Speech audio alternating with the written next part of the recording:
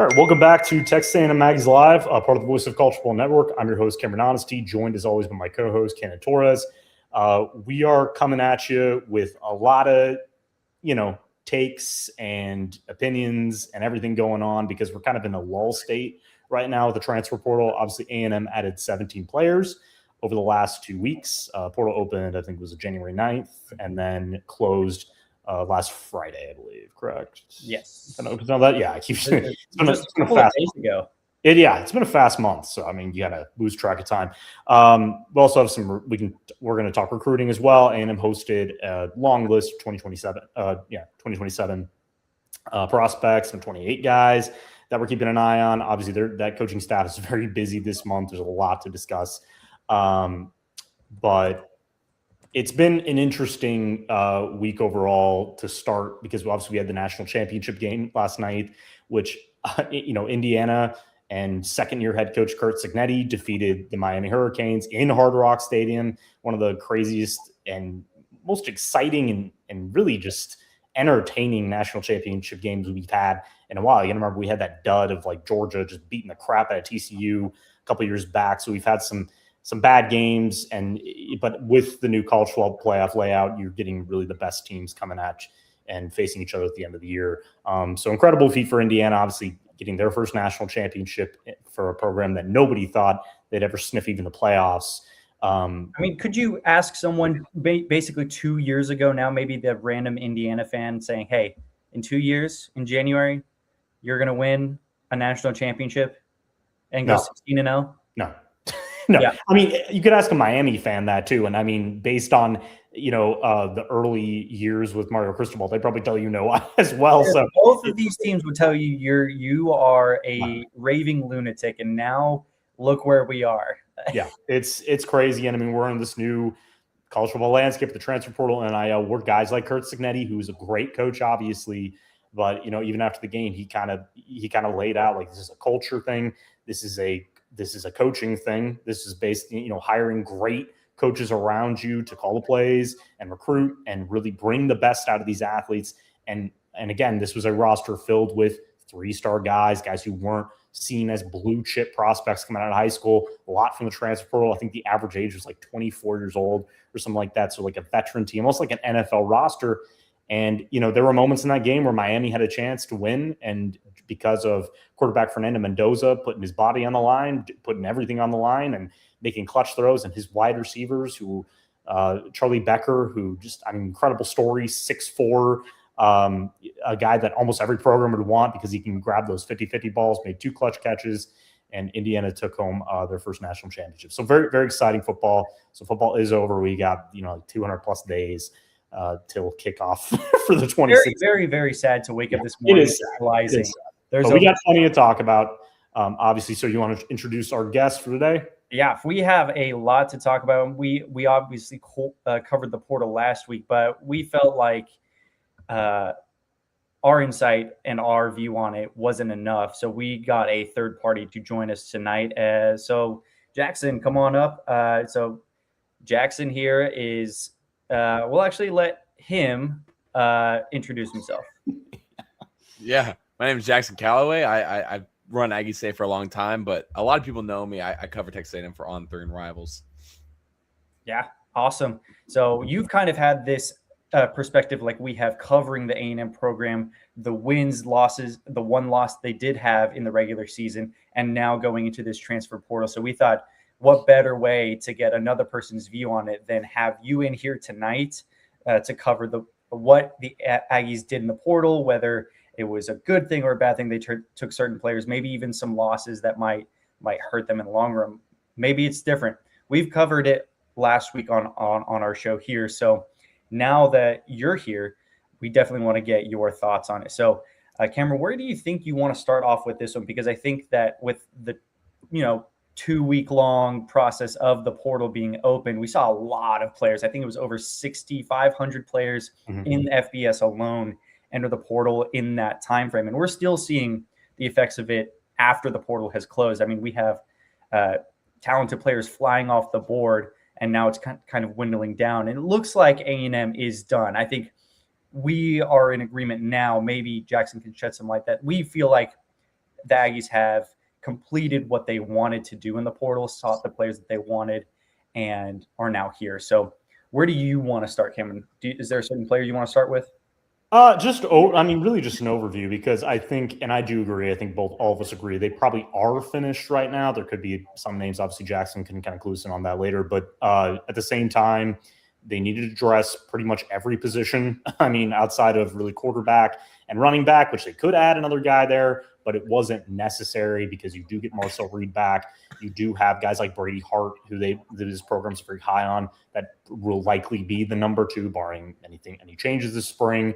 And at running back, obviously you're losing Le'Veon Moss and Amari Daniels to, graduation expired eligibility and the NFL draft. But you do have Ruben Owens, who announced his return, and last year's really star freshman Jamarian Morrow.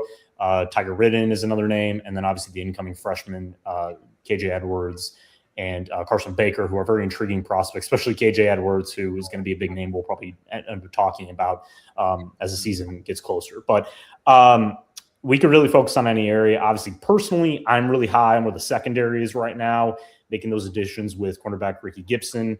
Obviously, Taufik Bayard at safety, who's a very versatile player, and getting Des Ricks and Julio Humphrey back. I think that's just huge for this new defensive coordinator Lyle Hemphill. He's going to have a lot to work with. He's going to have a very established group and also a lot of talent coming in. But really, I think we should start at wide receiver with what they did, getting Isaiah Horton, getting the former Alabama wide receiver, also played for Miami for his first 2 seasons. And after losing out on the Cam Coleman, what do you call it, sweepstakes, I guess, Texas pulled out, I guess, because they have a better business school. That's what I heard from all those Texas beat writers, whatever. Either way, you had to go out and get that true X receiver. I think some people maybe think he could play the Z, but he probably could play the Z. I think he's going to be their true X, being that he is 6'4". He has experience there. He's a 50-50 guy, and he's going to help Marcel Reed a ton in the red zone because they were lacking pretty much size everywhere at wide receiver last year. So I think this is the biggest haul they've had, and but the best player they've had in their haul overall. And I think he's going to make an instant impact next season. Yeah, so I think that people are going to see A&M or whether it was, I forget, Alabama not land Cam Coleman and hang their heads in defeat because they couldn't get the number 1 pass catcher overall in the portal. But really what A&M was trying to do, if they couldn't land Coleman, was get another receiver where they know they could go to consistently. We saw that a lot with Casey Concepcion this past year. He was just overall consistent. You knew he was going to get 5 to 7 receptions on a night, maybe even more. But it was the dynamicism that he had when he had the ball in his hands. And now you're kind of seeing that slide over to players like Mario Craver and Ashton Bethel-Roman, even Terry Bussey, to make plays in the open field with the ball in their hands. And now you get Isaiah Horton, who the Aggies flirted with in the portal last year before he eventually chose Alabama, coming out of Miami. And he's a really true X receiver, right? He's someone where you don't necessarily need to high point it, but he is one of the better high point targets now on this Aggie team, besides freshman Jerome Miles, who by all intents and purposes is also a very, very big target. So Isaiah Horton comes in and becomes that starting X receiver where you really haven't had since Noah Thomas was on this team, who was this tall, lanky receiver who could just kind of magnetize the ball to their hands when they were just looking around. There it is. Find them. I remember the Iron Bowl from this past season very vividly, having been able to sit right down and kind of seeing the replay and Isaiah Horton catching 3 touchdowns in that game and going, oh, I remember that guy.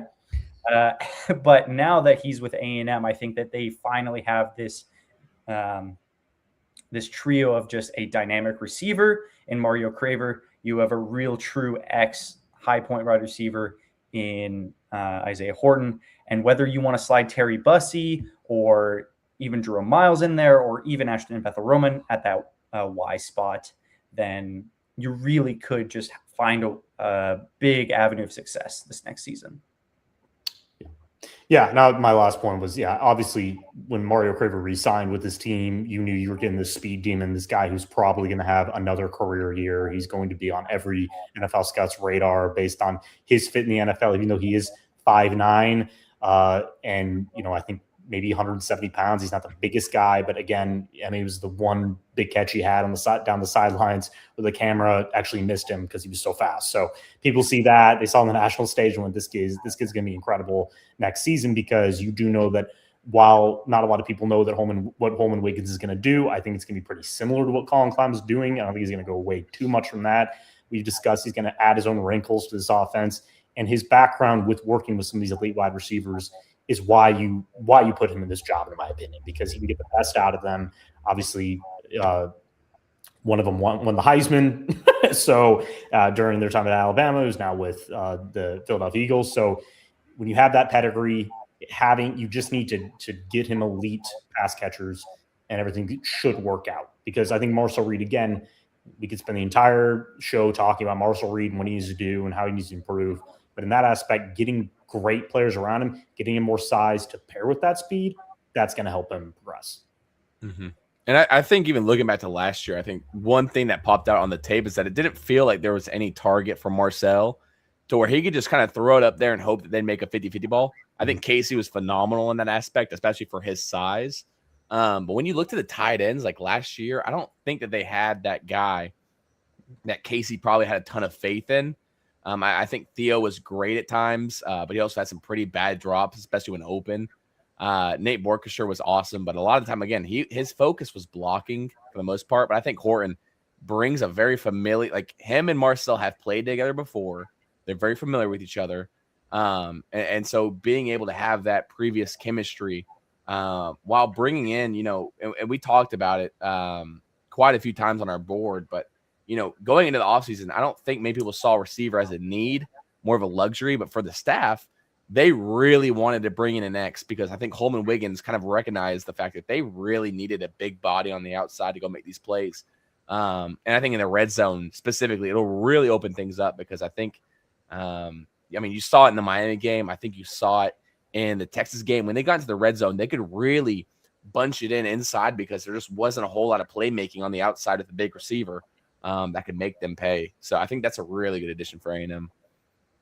Yeah, it really hurts your offense. I mean, we saw that down the stretch, and if they can, and I get the schedule is going to be different. You're facing tougher road tests next year. You can't really judge anything yet. You have to see what this team really looks like at the beginning of the year. But at the same time, if they can go 11-0 and have that offense lacking that size, where, like you said, you don't have that 50-50 target, because you did hope that like Amari Nyblack would be that guy. That just didn't happen. I don't know if it's like they don't know how to use their tight ends correctly, or if they just don't have the ability. So I think that actually goes into a great conversation right now. I think we can go into Houston Thomas. So I don't think we talked a ton about him. He was their first portal commit, obviously the UTSA grad. Knows Elko personally, graduated with his son in College Station. Obviously wasn't highly regarded at high school. Picked up just took his scholarship to UTSA and has thrived there ever since.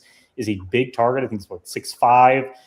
Really that seam killer. That guy, just put him against smaller linebackers, and he should be able to just grab that ball and take off for 10, 15 yards if he does have a little room in front of him. And that just, again, that gives Marcel Reed another big target. We don't know how he's going to pan out at the next level. We did see, I always think back to Jay Sternberger. Granted, that was it was the Kellen Mond days with Jimbo Fisher's really weird offense where he was basically the focal point. Can he be a Jay Sternberger? I don't know if anybody can be like that. That guy was literally isolated as like the number one receiver, but he does give me some of those vibes a little bit. And he is a guy who I think is going to play his best football because he finally gets to play for Texas A&M. That was his dream. He was an A&M fan growing up. And it's got to be the coolest thing when you have to go somewhere else, which, he loved his time at UTSA, but I think you're going to get the best out of this kid when he gets in this program, knowing that he could easily just earn a starting spot right away because he is going to be competing with younger players like Keati Armstrong.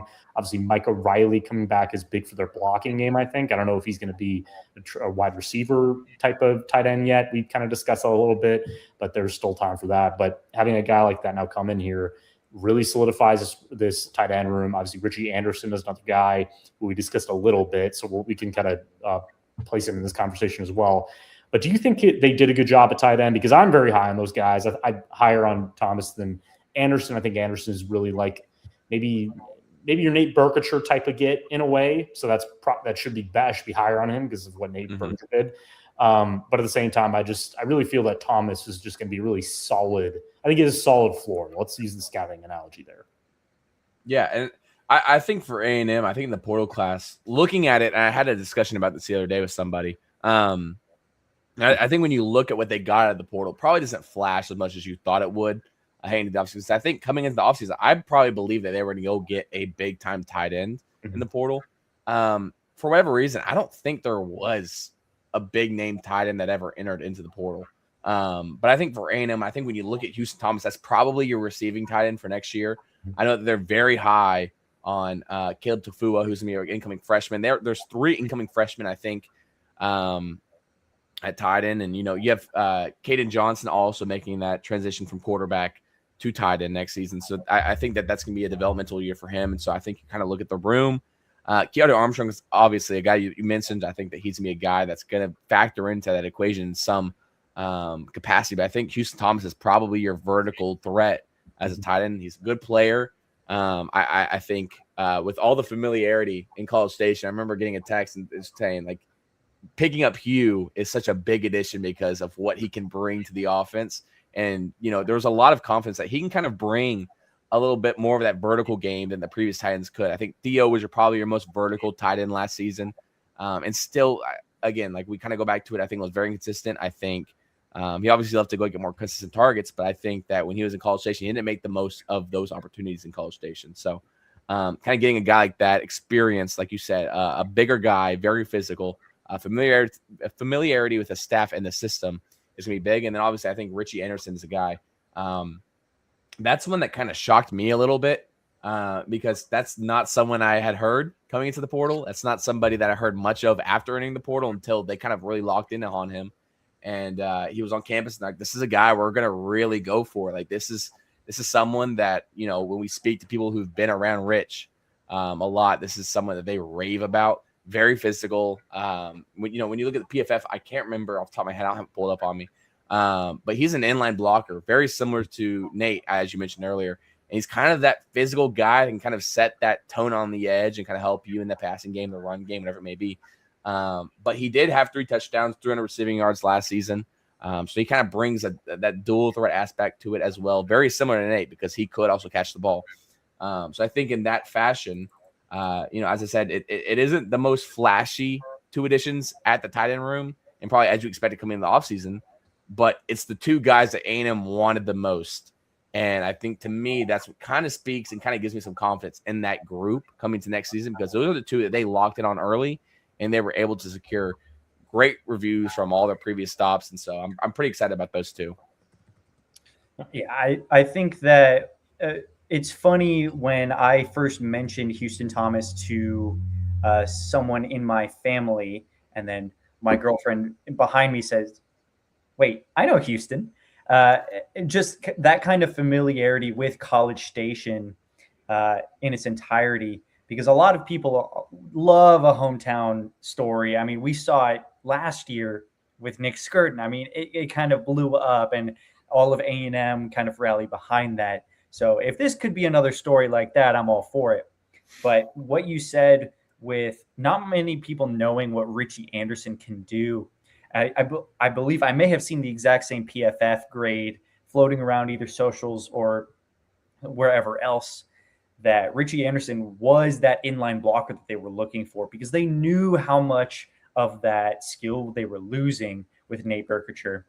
But Richie Anderson also is around 260 pounds along the tight end spot, which that's a big boy right there. So if you are able to have these guys come into the same system, it may not be the same offense you had under Colin Klein, but it's going to be very similar with the playmakers that you have. So adding these guys and being able to project them along that front line is only going to help the guys like Ruben Owens, who we're expecting to be the starting guy and the guy at running back this next season. But it's also going to help Marcel Reed find reliability. And that's all he really needs right now, especially because people, however he ended the season this past season, he just needed more of the reliability. down the line. So I'm pretty hyped along the tight end line as much as you can be, because there was not really that insane talent besides maybe Luke Reynolds, who the tight end from Penn State, who is definitely has already followed his coach to Virginia Tech. But other than that, there really wasn't a guy like we saw last year with maybe Max Clare, who entered the portal at that high of skill. So the guys that they had, they brought in for a specific reason, and there's a reason that they locked up these two, pretty much the first two commits. Yeah, for reference, Anderson had a 68 pass protection grade and then a 61 run blocking grade. So both very solid, 55 overall offense. So yeah, I think they really looked at those. I mean, I don't think going by PFF, but they've watched the film. They knew. I mean, again, Mike Elko harped after losing to Miami that they need to fix the line of scrimmage. That does mean tight ends as well and inline blocking. They need to get those guys who, like Jackson said, are going to play with that physicality, give you an edge, and help your running back room, because I think even going into the season, they knew, look, this is the running back room we have. We really believe in these freshmen, so we got to get guys around them to help them to open up those holes and help them really thrive. So not a surprise to me. That is, and I'm glad we could really touch on that, because I think a lot of people had the same type of opinion with Richie Anderson. They probably hadn't heard of him. Again, they're not watching a lot of Fresno State football and paying attention to the tight end. I understand that. So at the same time, it is one of those players who maybe didn't catch people's eyes, but you think of like the Iowa State guys who were out there, they're obviously going to, I knew that immediately, that they were going to follow Matt Campbell to Penn State, because they know they're going to go to the same system, and it's not going to be much of a change outside of playing in a new venue. So we can actually shift. I think we can talk about linebacker, because I think it's actually very interesting where they are right now. Ray Coney, who I think all of us are very high on. This is a guy who had 128 tackles last year. He is, I mean, the PFF scores, you want to go by those. It was like 80 across the board. I think it was like an overall 88 defensive grade or something like that. This guy's just a pure player. He's reliable. You needed a middle linebacker even before Torian York had declared for the NFL draft. You just knew you had to shirk that position. You do have Damian Sanford coming back next year, who is a SEC player of the week twice this year. He's really coming on. Obviously, you knew that even after Scooby Williams had left, this was going to be his immediate replacement. He's more of a coverage linebacker. So getting Ray Coney as your next middle, is huge. Obviously, you do have some younger guys in this program right now, like Noah McHale, who we had talked about relentlessly on this podcast. I think he's going to take that next step.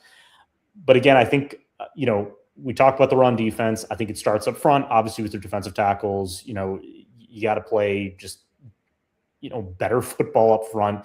You cannot just be reliant on getting pass rush and making plays, and then all of a sudden a physical back's just going to find the A gap and just exploit you, and then your backers are going to have to clean everything up. But if you have more size, which we think they do now with Coney, Sanford, I don't know if he's going to be much of a, asset as run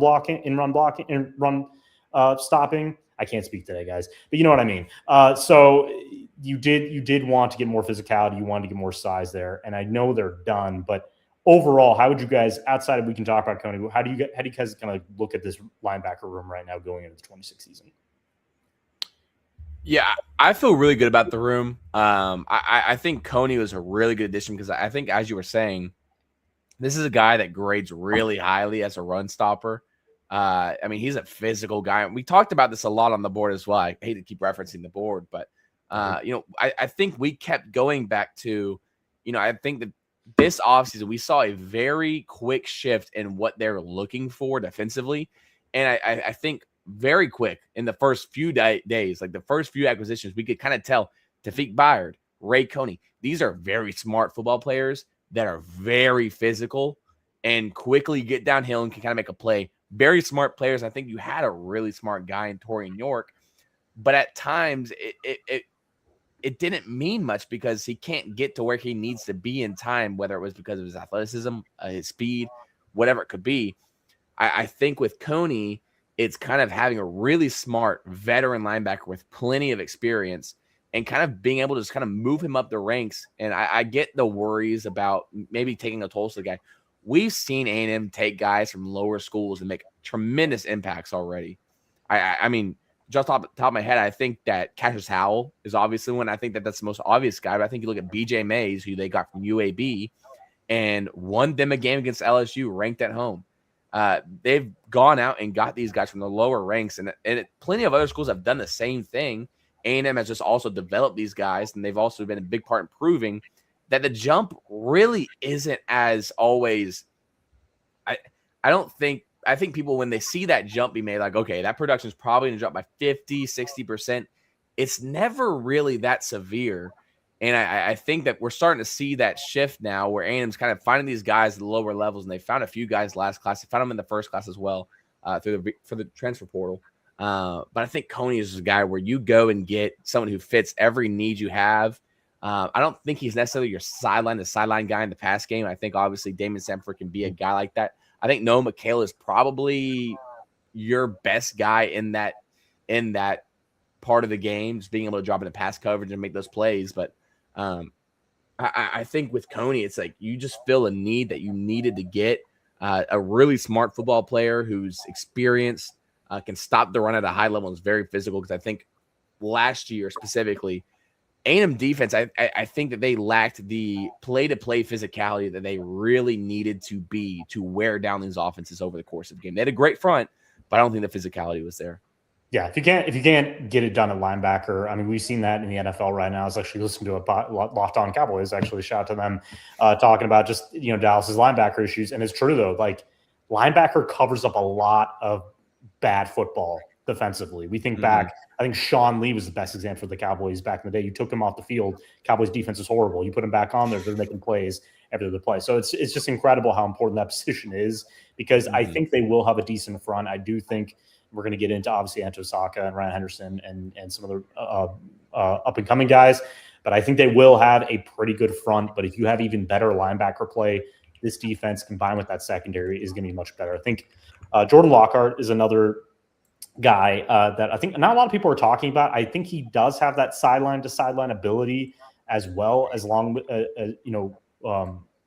with Noah McHale as well. I think both of those are two guys that just provide you great depth. And again, if Coney hits, I think this room is going to be great, because I think if he really lives up to his potential, Damian Sampers already showed he can play at this level. He's obviously one of the best coverage guys in the middle of the field, and we will see better play from him overall. He's going to add more healthy weight, get stronger this summer, knowing he is the starter and one of the focal points defensively. I do think this room is solid. It's just, Coney panning out. But that narrative of small school is, I mean, it's completely debunked now, because Indiana just won a national championship with a bunch of guys from James Madison and smaller schools. So it does not mean anything. It's about the player. It's about his fit. It's about the work he puts in. These guys are always going to get better at their craft. So it's up to them. It doesn't mean that, you didn't get the former Alabama guy, because Isaiah Horton was a Miami player that transferred to Alabama. And yes, he played at Alabama, but he wasn't a 5-star recruit to Alabama. Okay. So it's just like, it's the transfer portal world we live in. And Des Riggs is another guy who was a 5-star. Everybody wanted him. Everybody thought he sucked after the 24. I remember that. People were like, he's still on the team. I can't believe. And now he's one of the best cornerbacks in the SEC. So nobody knows anything. That's just the truth. But we personally believe, not only did Indiana win with the stuff you mentioned, but they also brought in experience. They may have brought in James Madison guys, but these are guys who already had 3 years under their belt at the time. I mean, you see a guy like D'Angelo Pons, who was, he's 5'9", right? 5'9", an already incredible corner at the level that he's playing in the Sun Belt. Then you bring him in and you say, hey, I still want you. I mean, this is a guy who was matching up with Jeremiah Smith in high school for 2 years. Yeah. He's ready to play. You don't think that guy's going to be ready to make another step at the next level? I don't know. Yeah. There are certain things that people overlook when it comes to it. So I think that Ray Coney coming in with that wealth of experience and, being at East Tennessee State and Tulsa, I get it. But in 2025, he had over 125 tackles, double-digit performances, multiple games, first-team All-AAC honors, and an 86 PFF grade. That is more substantial than you might think. Yeah, so I know we're not supposed to go off of PFF grades all the time, but I do with some of these players. I really do. I with these players, I do, because I think of Scooby Williams when he was at Florida. He had some of the worst PFF scores you will see for a starting middle linebacker probably ever. I'm going to be honest with you. And what happened? Yes, he had the size, he had the tangibles, he was a 4-star prospect, blah, blah, blah. But at the same time, he goes to a good coaching staff. He learns how to play football correctly. And now, I don't know if he's going to be drafted, but he's going to be in the NFL likely. Like, that's the thing. Like, his career was on the downslope until he came to A&M. And yes, injury issues ramped up, but he had a great 24 season playing injured. He was playing great before he got hurt again. Ray Coney is bigger than Torrin York. Like, he just looks better at that position right now. And I trust that he's played a ton of football. And at Tulsa, I get they're a group of 5, but he played bigger teams. He was always the best defender on the field. That stuff matters. And Mike Elko knows that, because Jackson made a great point. Like, people just slowly forget that Cassius Howe was at Bowling Green. He wasn't a recruit, guys. He wasn't an A&M recruit. He wasn't just buried on the depth chart. So they need to stop doing that. But I get it. I understand it, because in the past, that's been a problem. But we have seen that, especially with Indiana, that these guys get overlooked for some reason. They're just not big enough. You think of the Josh Allen thing, where like he was a 0-star. Wyoming was the only school that offered him. I don't know. Like, sometimes people just overlook players like that, because especially if they play, like Fernando Mendoza played at a really small school. And, outside of Miami, they regret that now, not even giving him a walk-on opportunity. But at the same time, like, I always say, nobody knows anything, but they think they know everything until they know nothing, because they see this player that they could have recruited, they could have grown in the system, starring somewhere else, and they went, missed out on that one. Sorry. I just think that Coney was, even his ranking for On3 and others, it's too low for me. I don't get it, but I think maybe it's just bias with playing at Tulsa, playing linebacker at Tulsa, because if he was like a 6'5" wide receiver that all of a sudden just became a burner at, nobody cares state, then he'd be higher ranked, because they see that size and they see that ability, but they kind of see Coney and go, well, I don't know, I think he'd be a good player. I saw Texas fans even going, well, that's a good pickup. Usually they crap on every pickup A&M gets. So it's like, even they were saying it's a good pickup. So I don't know. I personally get really passionate about this, because I'm very high on him. I've watched him. I just think that they needed more size there. And Torrin York, I think they were just kind of done with, they got everything they could out of him, right? They know what he is. They know what he can do. I think he could end up being a pretty good NFL player based on how they use him, especially, sniffing out screens. He's got a skill set that does translate, but he is only like 5'10". He was a 3-star prospect for a reason. And I just think they needed to get bigger at this position combined with the players they already have in the roster. 100%. So I think with that, Jackson, is there like a position group that they targeted that we may not have talked about yet, that you're like, I think that might be the best overall guy that they've gone after so far, or best group that they've kind of gotten out of the portal? Maybe a group that we haven't talked about yet. Yeah, I think when I look at the list, I think when we talk about groups, I think for me, it probably comes down to the two hauls between the two groups of linemen. And I think if you look at the group, I think it's probably defensive linemen, because I think there was a clear need. I think that they had plenty of talent. I think TJ Searcy and Marco Jones are two guys who you're really happy to bring back. I think Searcy's probably he looks like a pass rusher, but he's much more of a run stopper. And then Marco Jones is a guy they just love, and it makes complete sense. And they're bringing in a lot of talent behind him as well right now. When you look at the recruiting class, even coming in this year, I think they have plenty of guys. I think BPW, that's a guy that can probably move inside and be a really quick impact guy. Tristan Givens is one that they love. That's as productive a player as they come. And so when you kind of look at the defensive line group, I think it's a really good job of adding what they need now, but keeping in mind what they have coming. You brought in one name that really stood out to me outside of On3’s, which we will talk about because I know all three of us love him. CJ Mims is incredible. He is going to be a guy that I think kind of fills that Albert Regis spot, but probably to a more effective role. I think that he's a little bit bigger than Regis, obviously. Has a little bit more of that experience. I think McCollum is also from Illinois. Apologize. I think he's also a really good addition. But the Brandon Davis Swain pickup, not many people have really talked about that. I remember talking to somebody on the Ohio State staff who was telling me at one point when A&M was really starting to kind of dial that in, we're starting to build that momentum, and Ohio State was trying to battle that. There was a point where the Buckeyes kind of had to pick, like, this is a guy that we're going to put number one right now, and if we don't see movement here in the next 12 hours, he's gone. Because this is a guy they love, but he's on campus in College Station. You can't bet on a whole lot right now. And so they went full out for an entire day. Nothing budged with Brent Davis-Swain. That kind of shows you, like, we talk a lot. And I think when we look back to the 22 class, it's like there's a lot of guys that you kind of get that are big additions with the stars and all that, the offer list. But if you're not battling anybody of substance for them, how big of a pickup really are they? Brandon Davis-Swain is one of those guys that really excite me. He's a guy that totaled 15 tackles and 1.5 sacks, a forced fumble in Boulder last season as a freshman.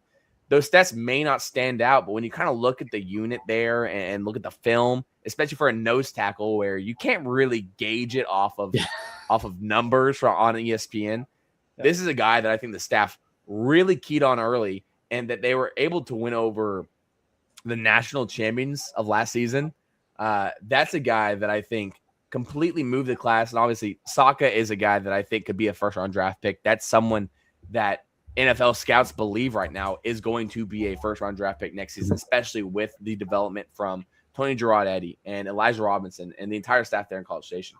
But I think Brent Davis-Swain is one of those guys to where now you kind of look forward. He has 3 years of eligibility remaining. And you have CJ coming in this year that kind of be a 1-year guy. But just looking forward, you're going to have DJ Sanders. You're going to have Chase Sims. You're going to have BBW. These are all guys that can rotate in and out, very physical. They're going to be bigger, more strong guys. I think Chase Sims, I don't have his exact weight on it right now, but he's grown a lot over the last year of being on campus. And that's a guy that you kind of take now and you get your value. I think he could be a contributor this year, but he's going to be a draft pick here in 2 years. I think that's one group that I think is probably the most impressive, I think, of the offseason. But I think my favorite addition, and I know we love Saka, and I think one of y'all said it before the show that we kind of thought he was the best guy. I'm kind of on the minority. I think it was Horton. I think him and Saka are grabbing a lot of attention about being the number one guy in this class. I am on the Ricky Gibson train because that player is sensational in coverage. I know. He is sensational. People on Rocky Top love that kid. He's one that they battled for multiple times. I think last offseason he got a lot of interest from the Alabamas, the Ole Miss, the Ohio State, the Georgias, the Oklahomas, the Tech. He had all those kind of schools going after him. He stayed with Tennessee, suffered that injury early in the season this year. But I mean, that's a guy that I think he is probably going to step on campus and he will probably battle for that number one spot, which is tough. I mean, you have Des Rakes and plenty of other guys. I think Bryce Henderson's going to be a nickel this year. Jordan Shaw's returning. There's a lot of really good talent in that secondary. He is probably going to be your number one corner, I think, because of just how fundamentally sound he is. He has all the traits. He has all the athleticism. He's a really smart player. I think the main worry with him would be how does a season-ending injury impact him? But I believe it was just a pectoral tear.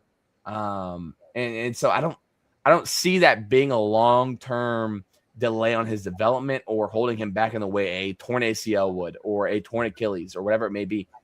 I think by far and away, that is the one guy that I think will make the biggest difference for this team. And that's probably a little premature because I think Saka will be a really good player. I think there's a lot of guys here that'll be really effective. I think Horton's probably going to be a guy that totals 8+ touchdowns again this year for A&M. But I think Gibson is going to go to that room. And that was a corner room that I wasn't super impressed with last year. I think Will Lee took a step back. I think there was a lot of players that took a step back in that group last year. He's a guy that can just completely – you can leave him on an island, and he's completely fine. Yeah, Ricky Gibson, I remember coming out of that 2024 season and being like, Tennessee has these 2 lockdown corners in Jermod McCoy and Ricky Gibson, and you're just like, how do you even pass on them? It was incredible. I mean, everybody was talking about Jermod McCoy, but there was a lot of intensity coming from the other side that even Tennessee fans are like, hey, we need to give more love to Ricky Gibson. And you're exactly right. Even though he didn't really play in 2025, in 2024, I mean, he was in all 12 games, or started all of them, 2 TFLs, 5 pass breakups, a forced fumble, and I think like over 600 defensive snaps, which we were talked about earlier, is just the wealth of being able to be on the field, even without playing the entire last season of 2025, is huge. I mean, Anto Saka has got some draft buzz. Ricky Gibson back in 2024 was getting some draft buzz, even though he wasn't eligible yet. I think that this season, you're probably exactly right, even though we are really, really far ahead of the season, in that Ricky Gibson, whether you are putting him on the X receiver, maybe even the Y, that he's going to be able to shadow them the entire time. He's a pass deflection breakup kind of corner. So with him and Des Ricks and whoever they want to put at nickel, which I think I want to talk about real quickly, whether it's going to be Bryce Anderson starting there or Jordan Shaw, I think they're going to be really, really like just fine, overall fine at that DB position, especially compared to what they had the first year under Mike Elko, the abysmal 5-game stretch at the end of the season where it looked like DBs were running on butter. So yeah, now that you have these guys, a lot of the attention is now going to turn to, I think, losing a guy like Tyreek Chappelle at nickel, who was just a statue of consistency, where you did not hear his name being brought up. But that was because he was able to just shadow people the entire time. They didn't really throw it that way. And whether it was to that that receiver who was behind the sticks, maybe it was a wide receiver screen, he was blowing it up in the backfield. So now can Jordan Shaw and the return of Bryce Anderson converting from a safety 2 back to a nickel, which we are more than welcome to have him come back to this Aggie squad. I mean, the passes that he's had here, he's been here consistent in the program. I know he's had the medical stuff now, but if you are able to have all this rest and rehab, getting to these spring workouts and being a full-time nickel with Jordan Shaw, I think Aggie fans are going to see this DB room and say, oh my goodness, maybe Mike Elko really is this DB room whisperer kind of thing that he was being heralded before, where his defense is always these nickel, these disguising zone coverages. I'm really happy with Ricky Gibson and now Tafiq Bayard, who was the heart and soul, according to Deion Sanders, of the defense of Colorado. It's physical. I mean, with that safety room, I think you feel really good. Dalton Brooks, Marcus Ratcliffe, and now Tafiq Bayard. I think you bring Tafiq Bayard in to be a guy where we saw Marcus Ratcliffe this past season, where he shadowed a lot of the tight ends, but he's very, very physical, like you said earlier. So I'm really happy with the DB room. I think you brought up a major point that Ricky Gibson could be that CB1. So I think from here, Cameron, where do you want to take this? Like, which position were you like, hold up, this one's not getting enough love? Well, first of all, yeah, no, I would like to say I think you guys are completely right. And I said that at the beginning of this portal editions, that if he was going to get Gibson, because I'm the same, I'm on that boat too. I've watched a lot of him. McCoy could be a first-round pick this year. If a lot of people don't know that, he was injured as well, but he is a name that's been floating around for quarterback desperate teams. But fixing that secondary, getting 2 lockdown guys you truly believe in. I think the nickel spot, I think Bryce Anderson will be fine there. I think that's where he will actually thrive the most. I just don't think safety is as natural for him anymore. And I think they'd probably discuss that with him, knowing that when he withdrew his name, you've already got these safeties in front of him that are going to play. That's why you got Tafiq Bayard. That's why you got Marcus Ratcliffe and Dalton Brooks back. Those are your starters. You see Anderson and Shaw maybe being that 1-2 type of position for a nickel, because you feel pretty good about both those guys. And we talked even after the Miami game, Jordan Shaw played really well. But shoring up that secondary and feeling good about it, that is where Mike Elko and Lyle Hemphill thrive as defensive coordinators in that way. So I think they know, and I think that Jackson made a great point about those younger guys, which we're going to get more into that later this year, talking about some of those young incoming freshmen, because I do believe that Bryce Perry-Wright, Tristan Givens, who they are very high on that kid. I mean, the bend, just the abilities of pure pass rusher. Chase Sims is another guy who just rose, like, historically as a recruit. He's once really nobody cared, and now everybody wanted him at the end of the senior year. So there is depth there at both those positions. But honestly, I don't know. It's kind of hard to say where they didn't get a lot of love. I mean, I think we can really focus. I mean, they did address kicker finally, because David Alano can actually kick a ball and you can actually trust him. So that's great. But I think really talking about the O-line, it is funny because we were talking pre-show about some of the preseason rankings. A&M was ranked 8th in On3’s. I think ESPN had them at number 10 in their way too early rankings. And you really read the same thing of, well, we believe in A&M because Marshall Reed's coming back. We believe that Mike Elko is building towards long-term success. They liked the additions. Obviously, Anto Saka, who we all love, was named as one of those guys. Like, we think he's going to be a big impact player. Reed just needs to kind of clean things up as a in the pocket, blah, blah, blah. Getting Horton was big addition. So it's all the things we've covered. And they didn't obviously mention, well, they added 4 SEC starters along the O-line. That's going to be the position that makes or breaks this team next year, because you just don't know. Even though they are starters, we talked about a guy like Trovon Baugh, who has a ton of snaps to South Carolina, is a very dependable pass protector. He's a huge dude, should thrive as a run blocker as well.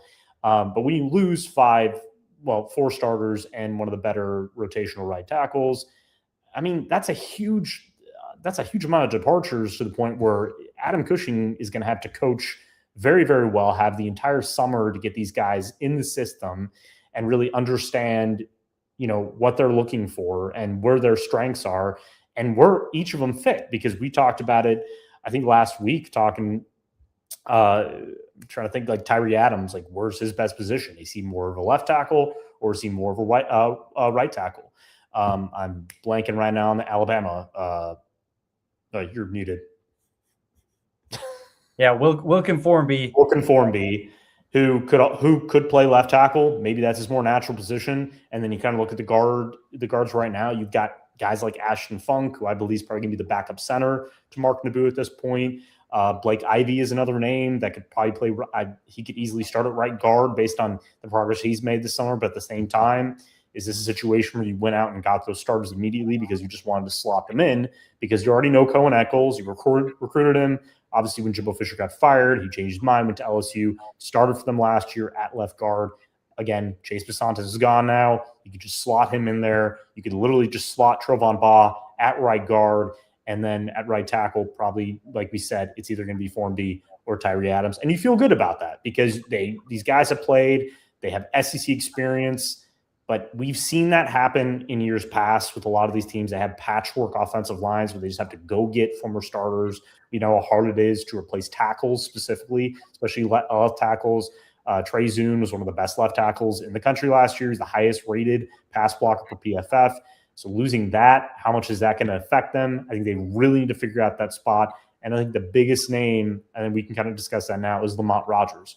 What is his position right now? Because we just don't know. Is he a tackle? Is he a guard? Is he a guy that's going to contend for one of those starting spots? Or is he going to be a key rotational guy and then end up starting for probably his final year or two? Yeah. Jackson, do you think that Lamont Rogers, I know he was heralded coming in as this borderline 5-star, depending on where you looked. He may be projected with how he is kind of growing and fitting out now after first full season with this strength and conditioning program. Are you seeing him more as this projected tackle or projected guard at this point? Because you're losing 4 starters along that offensive line, and a lot of the questions are going to be, who do they replace there?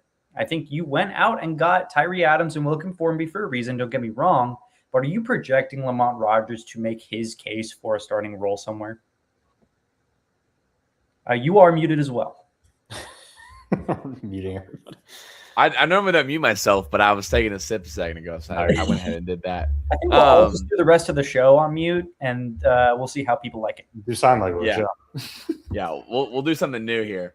No, I think with Lamont, I think the biggest thing is that I don't see Oregon as a tackle because he's a 6'7" guy that I don't think has the athleticism to kick it inside. I think if they need help on the interior and they feel really good about these tackles, I think Formby will probably be the guy that moves in because I think when he played guard, I think he actually played better, which is weird because he's also another 6'7" guy who is very, very strong. Not a whole lot of like fat mass, but he still has that little bit of a baby face, but he is a strong dude that has experience in the SEC. It would be interesting to see him maybe slot in a guard, but I just think he's too big. And maybe they've had discussions about that. That hasn't really been something I've asked about.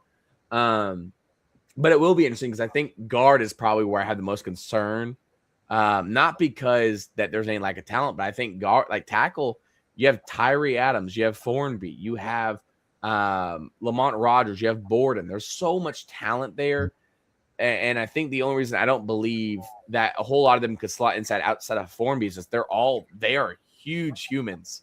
And so making that switch into the interior is normally pretty tough. But it would be interesting. I haven't really ever thought about that. Yeah, because we were talking about that, I mean, extensively last week, that they do have so many players now. It's going to be like chess. Like, you got to find the best, the strength for each of these guys. They're going to want to rotate them in like they did last year. I think they're really high, like you said, on Robert Borden. I think he came in a couple times last year, played really well left tackle. Again, you just need dependability there so that Marshall Reed doesn't get easy sacks on him. That's really it. You do want you want a good pass protector. You do want to get some more run blocking at a left tackle. I mean, Trey Zoom just wasn't really a great run blocker. I don't think it's going to affect his NFL career.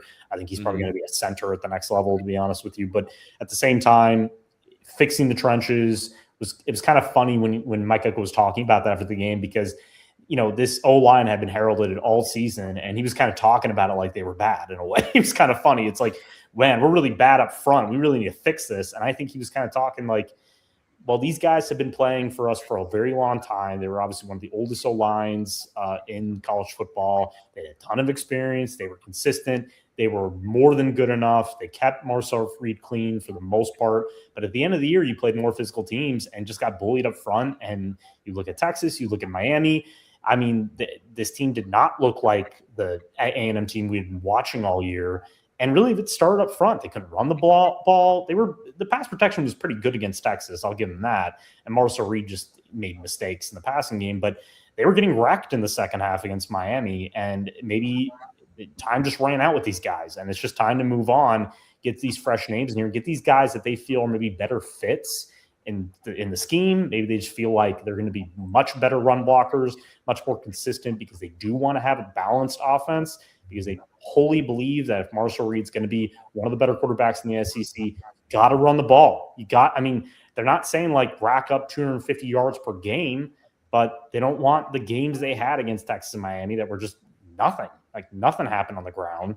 And you can talk about talent. You can talk about you don't have this, you don't have that physical back. But it starts up front with blocking, because they do have speed in the backfield. They have experience. So maybe he feels specifically, as I know, whenever we hear Mike Elko before spring ball starts, guarantee outside of praising the 26 signing class, he's going to talk about these transfer portal additions, what he likes the most, what he's most excited about. And I honestly think he's going to be talking about this O-line, knowing that, and we were talking about Formby, like, I got a weapon now in Formby. You saw how they were ranking him in the transfer portal. Like, they were very high on him. Like, they thought this guy's an instant impact guy.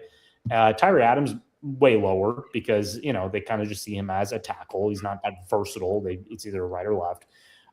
But they got starting level talent, and that's what they needed, because if you don't have that, season's over, in my opinion. If you're just, again, if you have a patchwork offense, Marshall Reed's not getting better. It doesn't matter how many great wide receivers you have. It doesn't matter how great and fast your running back room is. You can't block up front.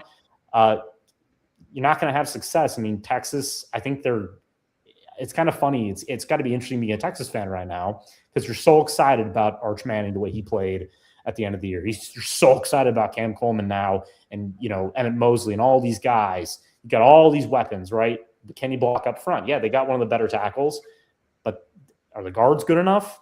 who knows? They have a ton of tackles, right? They're actually interesting to me because I look all around the league and kind of look at the old lines in the SEC, and I'm like, yeah, I think A&M's still in the best shape because they got the guys they needed to kind of battle with the other depth pieces and see who comes out the strongest at the end of the year, because you do return a lot of young guys, and especially Mark Naboo. I think that is huge for this team, getting him back, starting at center.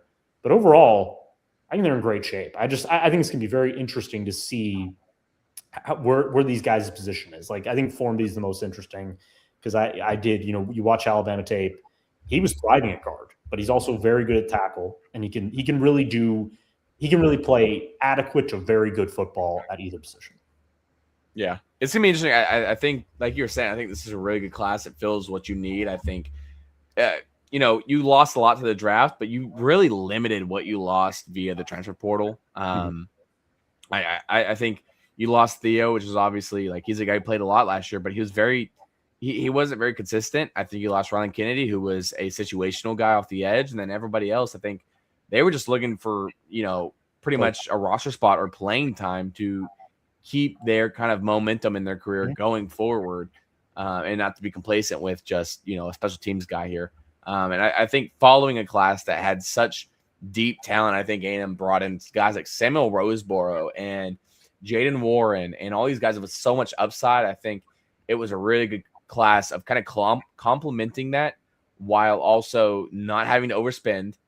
You can commit to taking a really impressive class here in 2027, which is, I think, everyone's expectation. They already have a top 5 haul in 27 per On3.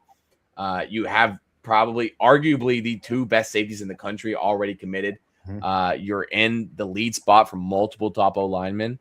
And so I think it's a really good haul, especially when you kind of look at everything that, you kind of have to factor in, because I think a lot of people look at every transfer portal haul and like, you have all this money, why don't you spend it?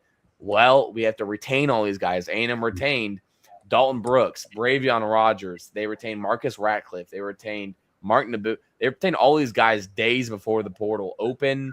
After it opened, even I think they had some negotiations going on the last week of the portal. And so you had to deal with that. And then you're also kind of looking forward to, you have to allocate this money going forward. There's not, just because, let's say Marcel Reed leaves, you don't just get whatever X amount of money that is back. You have to be able to go out to the donors and find a way to get that NIL, whether it's rev share. I mean, that's a different case and everything, but that it's not to where if someone leaves, you just get that money right back like it's the NFL salary cap. That's not how it works. And so they have to find a way to allocate that money in the transfer portal, get those guys, but also have enough money and continue to keep that flow going so that you can retain the guys next season, as well as bring in a really impressive 27 class. Yeah. I think one of my writers at Aggies Wire actually wrote an article about is, NIL killing college sports. Did a good job on that. So there's a good question there because, you laid that out perfectly. It is true. Like that's why you have a guy like Trev Alberts as your AD. A lot of people, I remember when he came in, he fired a lot of people, and we wrote an article about him. They're like, I can't believe you got rid of that guy. I'm like, he's a businessman. They brought him here to be the liaison because there's a lot of rich Aggies who want to come into Mike Elko's offense and tell him how to run his offense. And really basically say, hey, I've got money and I want to tell you what to do. You should play this guy. And he goes, hey, go talk to Trev Alberts. Yeah. That's how it works. It's a great hire for that reason. I think a lot of people don't realize just how many, I think, especially when Ross Bajork was here. I won't act like I'm the most qualified person. I don't speak to every major booster, but I think there was definitely a worry of too many voices in the room when they're making these decisions. Trev Alberts is a guy that, you either find out that you're a person that really has kind of valued opinion in the talk, or your opinion does not matter in the least. And that's exactly what he needed. And this is a guy that I think is very oriented in the NIL world. This is a guy that is at the forefront of anything within the NCAA, within the meetings that are taking place, within the college football playoff, NIL, all this different stuff that's taking place in modern athletics. I think that Trev Alberts was the perfect guy to go get. Very expensive, but he's the perfect guy to go get because he is the face of all that stuff. And you probably, I think in probably 10, 20 years time, Trev Alberts could be running the NCAA. Like, he is a guy that could be at the top of the NCAA I don't think athletic director is the peak of what he could be. I think that, having a guy like that and being able to treat him right while he's here on campus, because he has so much bigger goals, I think, and that the potential is there for him. Treating him well while he's here and getting him to kind of put that that consistency in the leader spot, I think, while your ongoing president changes all the time and trying to find that consistency, I think that's kind of a guy that I think A&M is really appreciative to have right now. Yeah. Probably the exact words that we should probably be saying right now is just wait and see. Right. Mm-hmm. And I think we can actually finish the show, because I'd love to know Jackson's opinion on this. A&M basketball right now. I mean, we do football on the show. We're going to start talking about it. We had a lot of football to talk about today. But again, that's a Trev Alberts hire. And Bucket McMillan is starting to look like coach of the year, or at least SEC coach of the year, if this continues. Playing with an undersized team full of misfits, as Fernando Mendoza did say. Indiana, and that's totally A&M right now. And this 100%. Is probably the most exciting basketball I've ever covered. This is the most exciting basketball I've watched for A&M since I was a kid, watching the Gillespie days with AC Law. So I'm telling you, he's nailing these hires right now. You can kind of see, Ross Bjork does get some credit because he did hire Trisha Ford. He did make some good hires here that are still, making lasting impact. Obviously, volleyball. Jamie Morrison. Thank you. I have so many names in my head today. But yeah, he did hire Jamie Morrison. So credit to him on that. Whatever. I don't care anymore. But either way, it's been one of the most exciting stories. I mean, I literally can't wait to watch them every week. It's hilarious. It's awesome. During Buzz Williams last year, it was kind of a chore sometimes. It was like they're hosting Missouri. I'm going, are they going to score 45 points in this game? You just come into that with kind of low expectations, and it becomes a job watching them. It's just exciting now, and this team literally is on the cusp. If this continues, they just keep stacking up wins in an SEC which has been a little overrated. I think it's really top heavy right now. They have a chance to win 10 or 11 games and make it to the NCAA tournament, which was a pipe dream before the season started, especially after Kenzie Mbako was injured for the rest of the season. Yeah, and I think that again, this is something that I think is it continues to be a work in progress. I think that the athletic department in the last probably 3 years has taken a massive step forward. I understand the baseball in particular and the women's basketball, but I think when you really look at it, I think volleyball has really been able to emerge. They are getting the proper funding. I think Jimmy Morrison has put himself in a really good spot with that roster that he's built through the transfer portal and through recruiting and through whatever it may be to repeat next season. I think football is in a really good spot. They're getting plenty of funding. They're in a really good spot. I think they have a great head coach. He has all that he needs to succeed. I think basketball, like we've been saying, this is a group that was put together it's a bunch of misfits. It's a lot of late additions. This isn't a team. I think when people talk about, I've seen this on Twitter a little bit when A&M's he built this roster from one player to an entire team, and people are like, oh, well, I mean, at least he has all of his guys. These aren't really his guys. One person when he walked in here, and that's not even mentioning he got here late. The portal was already going by the time he got here. People were already deciding where they were going. There was already talks taking place. He had to build this from the ground up, and they are doing this. And I had a conversation today with somebody on the Texas side where okay, well, they're just now meeting the buckyball system, and over time they'll kind of figure it out. I'm like, you may figure it out this year, but the team right now that you're going to see next year is going to be night and day different. You're already bringing in two really good prospects from the recruiting class, and you're gonna have a really good portal class. I mean, imagine if this team makes the March Madness tournament. Imagine if they go to imagine if they go to the Sweet 16. Think about that. If they make any noise in the tournament, if they make any noise in the tournament, I think right there is already. I think you're starting to see that uptick in what you're expecting from this program.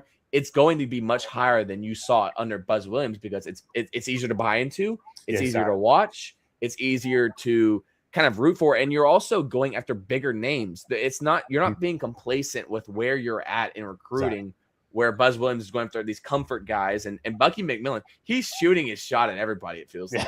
Yeah, I'm telling you guys right now, if A&M basketball makes the second round of the tournament like I've been wanting them to for what seems like over a decade now, I've stood on my soapbox. I'm going to be insufferable. Oh no. Yeah. I'm not spewing hyperbole here. I'm just it's the way they play. It's kind of like, again, even when they beat Texas, like I'm watching the end of that game, like, okay, like Jakari, make your free throw. After that, I'm like, you know what? Yeah. This is a tough place to play. This team had just beaten Alabama on the road. They just beat a Vanderbilt team we were all very high on by 15 points or something. And you come into their house and you're tied. I mean, they hit a freaking 3-pointer at half where that drains your momentum. And they come out and dominate. And it's and really just dominated them, led the entire game. And I'm starting to think, I get the deficiencies. I get the matchup with Florida. I get I get all that. But the way they're playing, the chemistry they have right now, the belief and that underdog toughness, physicality, gritty mentality they consistently play with night in and night out. Just because the thing about Buzz Williams, and again, I'm not here to crap on Buzz Williams, but you knew this team played together. That team played together. There's a bunch of veterans. They believed in Buzz and his system, but it was all about rebounds. Never got better offensively. The scheme never changed. They were one-dimensional. They had to win the toughness and winning the rebounding battle and hope that the team just didn't scorch them from three and hope that somebody popped off that night, whether it was Wade Taylor or some random player. This is a team that is playing just great. I mean, just pure, beautiful basketball right now. Everybody's stepping up. And even the stat line was beautiful to me. I mean, it really was that you had your star Rashawn Aggie having a double-double, 17, 11 rebounds. And then you had Rylan Griffin, who had 0 points in the first half, drains a three, gets fouled, makes it a 4-point play, goes off for 17, hits 4 3-pointers. That is why this team is just so exciting because anybody will step up. You had Jakari Lane having 20 points the other night. Everybody plays their part, but they kind of pass it off. You're going to have a big night. You're going to have a big night. You're going to have a big night. And Jamie Vincent's 2 dunks against his former team, he had those fans chiding him on the bench. Jackson's right. They're so easy to root for. Yes, we cover A&M, and obviously it's fun. It's our job. But at the same time, even outside fan bases are kind of watching. They probably watched that Texas game, some of them, and went, man, they are easy to root for. This is a fun team. That's who the NCAA tournament wants. I think all the analysts want this team to keep winning. They want them in the field because you want to see this matched up against other veteran teams. That just makes basketball fun. Yeah, and I think, and I'll kind of close it with this. I think when you look at how A&M grew and what the social media following was in the football season as they built that program and kind of moved forward week by week by week, smashing barriers. I think if you talk about that being a sleeping giant, imagine if they can do that same thing in basketball. And they're doing with Bucky McMillan. They have no handicap in what they're paying NIL right now and their coaching staff right now. There's no handicap. They can easily go and they can easily build a new arena. Obviously, there's a lot of stuff that goes into that, and I don't think you can really tear down Reed, so you have to build a new one, and that probably take time. Yeah. But they could quickly invest an insane amount of money, more than probably anyone else's favorite team probably could, into basketball if they can really start to take some steps there and build. And that's not even mentioning there's so many other programs right now that A&M looks good at. Softball is a team that's continuing to build. I think it was disappointing in the last season, but that's one of the top teams in the country. Baseball, I think, is going to be a very interesting year this year. I think that either they're going to come back and they're going to make that statement that, hey, last year was a fluke, all those injuries, that was kind of the reason for what it was, and we're back. And if not, okay, A&M moves on from Michael Early, and automatically they become a threat for your team's favorite head coach. That's what it is. And so I think for A&M, it's just continuing to build that momentum as an athletic department and building onto it. because I think right now, like women's tennis, women's golf, like there's all this little things that are starting to build up, and I think that fans are finally starting to buy into it instead of like, oh, why can't we just do this in football? Instead, like, okay, we have this somewhere else, so let's go support it. And I think it's slowly starting to build a little bit of a culture, and we're slowly starting to see this build. And I mean, we see it. Like I saw the other day, like we are leading the Lone Star Showdown, which is not the most important thing by any means. But like we are completely dominating that.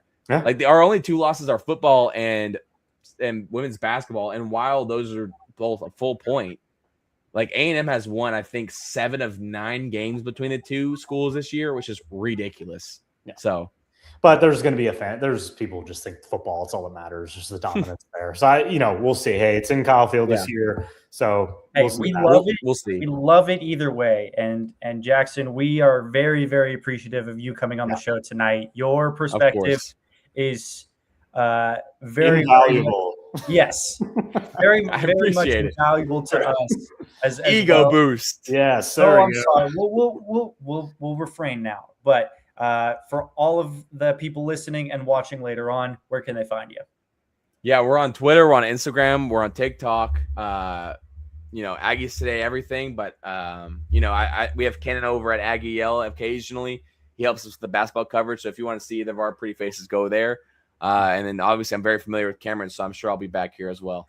Yeah, for sure, man. Yeah. Obviously you can follow all my stuff at Aggies Wire. We're doing a lot of updates right now. A lot of good ones about recruiting in the 27 class. So, I mean, and Jackson's been doing a fantastic job. And On3 does a fantastic job there with recruiting. So, thank you. And always, Kenan, you know where the people can find you, but say it one more time. Yeah, the people obviously can find me on Twitter, just posting random things from time to time, maybe even at 5 a.m. saying, hey, Buckyball is here. But other than that, I've also run my own recruiting stories as well, covering A&M basketball and football as well over on Patreon at Bell Tower Intel. So we thank all of y'all for coming in tonight. This has been awesome. And I would say, I mean, A&M does play tomorrow night in Reed, consecutive games, back to back. So they're hosting obviously Mississippi State's a late game, so it's an 8 p.m. game. You're going to be there, I'm guessing. Oh, you're going to be there. Yeah. So I'd love to see because Bucky he didn't call out the 12th man, but he said, like, you guys need to fill the arena out. Like, you guys need to come because these home games are so important. And he's right. Got to stack wins now. Got to get those quad 2, quad 3 wins before the schedule gets really hard. So. Yeah. Keep building the momentum. Yeah, that's all you need. So, as always, guys, we'll be back next Tuesday night. We will have Jackson back on the show sooner than later. Obviously, we're going to get a lot of recruiting news. And as we get closer to spring football, we'll probably have him stop by because we'll have a lot to talk about there. So, see you next week. Gig 'em, and have a good night, guys. College football is even more exciting when you've got some action on the line, and the games are even better when you're cashing in. And the Voice of College Football is the place to be to get the greatest value. Start with my picks. 75% against the money line, 58% against the spread, and I've got a 40-plus year track record. 11-0 in the college football playoff for me last year against the money line, 8-3 against the spread. And I'm just the warm-up act. Steve Merrill of Wager Talk is our ace in the hole, show stopper. 7 years with the Voice of College Football, over 30 years in the industry. Steve gives us analysis on all the big games, but you can't miss Steve's weekly under-the-radar pick.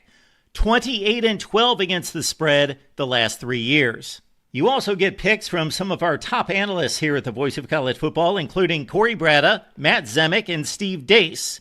Check out those numbers. Become a YouTube or Patreon member for just $99 per month. Go to the main channel on YouTube, click Join, and then select a betting tier. Do the same thing on Patreon. Make 2025 a winner now.